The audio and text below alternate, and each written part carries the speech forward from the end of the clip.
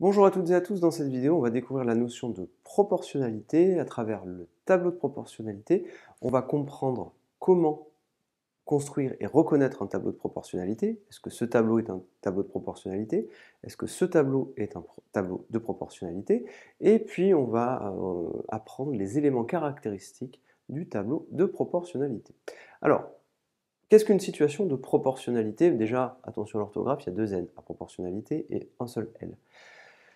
Eh bien ici, on a des stylos, le nombre de stylos, ce sont les mêmes stylos, et on a leur prix. 2 stylos coûtent 6 euros, 5 stylos coûtent 15 euros. Alors ici, le prix, on va mettre l'unité.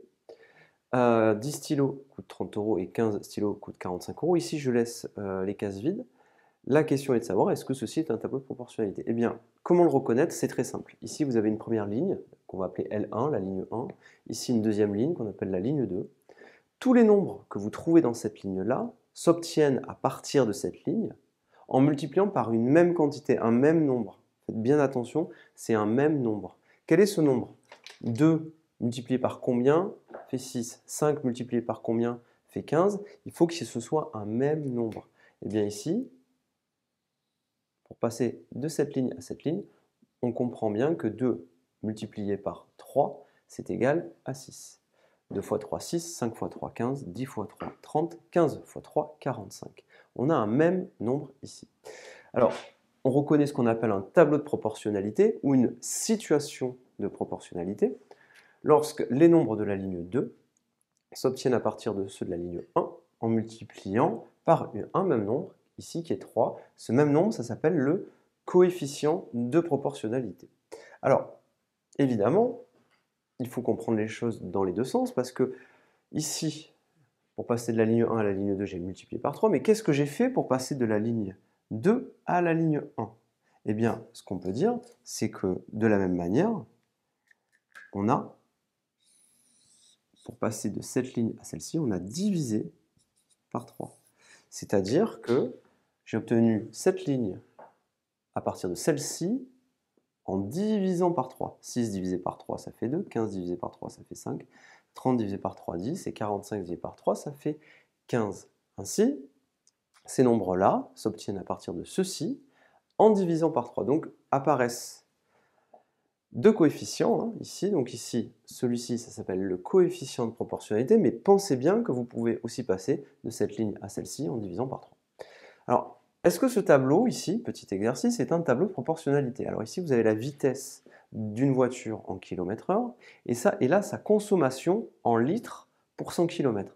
La consommation d'un véhicule, la plupart du temps, vous le verrez en sciences physiques, ça s'exprime en litres de carburant pour 100 km parcourus. Donc si vous parcourez 100 km très vite ou 100 km lentement, la consommation en litres n'est peut-être pas la même. Quand vous allez à 10 km/h, la consommation est de 2 litres pour 100 km. Ici, à 50 km/h, votre consommation est de 6 litres. 90 km/h, votre consommation est de 7 litres. Et ainsi de suite, et ainsi de suite. Est-ce que ce tableau est un tableau de proportionnalité? Eh bien, vous voyez bien que non, parce que ici, j'ai 10 et j'obtiens 2. Donc, ici, j'ai 200, j'obtiens 19. 130, j'obtiens 10. Est-ce qu'on peut trouver une même quantité, un même nombre? Par quoi est-ce que je multiplie 10 pour obtenir 2? Petit rappel de calcul, 10 multiplié par quelque chose égale 2. Eh bien, faites bien attention, parce que cette valeur, c'est 0,2. 10 multiplié par 0,2, vous vous rappelez, on décale la virgule d'un renvers à droite. 10 multiplié par 0,2, ça fait 2. Donc ici, est-ce que la valeur, c'est 0,2? Est-ce que le coefficient de proportionnalité, c'est 0,2? 10 fois 0,2, ça fait 2. Mais 50 multiplié par 0,2, ça ne fait pas 6. 50 multiplié par 0,2, ça ne fait absolument pas 6. Si vous faites le calcul, tout simplement, ça vous donnera 5. Ainsi, vous vous retrouvez dans une situation où ce tableau n'est pas un tableau de proportionnalité. Les valeurs de la ligne 2 ne s'obtiennent pas à partir de celles de la ligne 1 en multipliant par un même nombre. Donc ici, il n'y a pas de coefficient de proportionnalité et ce tableau n'est pas un tableau de proportionnalité, tout simplement. Je vous remercie et à bientôt.